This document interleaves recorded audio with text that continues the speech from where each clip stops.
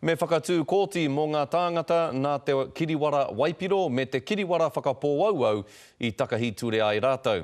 Hei tā tētahi kai whakawā Māori ko te ngako o taua kōti, he whakaora I a rātou I o rātou kiriwaratanga, arā ki te kore ka takahia tonutia e rātou te ture. Kei a Irena Smith ngā whakamārama. Koe nei te kai kino e raru nei te toko maha. Probably, in my view, 80% of offenders coming before the court have alcohol and drug issues, and their offending is related to that. So we're always trying to cope with offenders who have those issues.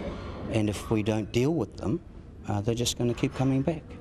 Kei te whakatū kōti mō ngā tāngata hara I te kai Waipiro me te taru kino ki Tāmaki Makaurau. He hui tēnei hei whiriwhiri me pēhea te whakahaere. By concentrating those with serious addiction problems into a court with specialist judges, that's going to just improve the overall delivery of justice. He rongo pai ki ngā kaimahi Māori e kaha nei ki te whakaora I ngā Māori kua ngaua I tēnei raru. Ka hāngai tika tonu ki ngā te pūtaki o te raruraru. E hare te me te tāhau te waka, te patu I te wahine engari, te me hei timatanga, ko te nuinga anō nei ko te Waipiro, ko te taru kino. Hei tā Shane White ki te whakatū te kōti ki Waitakere, kua tū te ringa o te marae o Hoani Waititi hei tautoko I te kaupapa.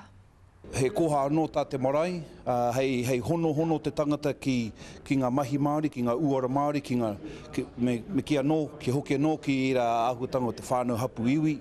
He mātanga no Amerika hoki I tai mai ki te whakamārama I o rātou mahi, ina hoki rā kua rua te kautau rātou e whakahaere hia nei ngā kōti ake mo te hunga kua taka ki te he I te Waipiro me te taru kino. A lot of their culture, in particular to our youth, is coming to this country and is having an effect.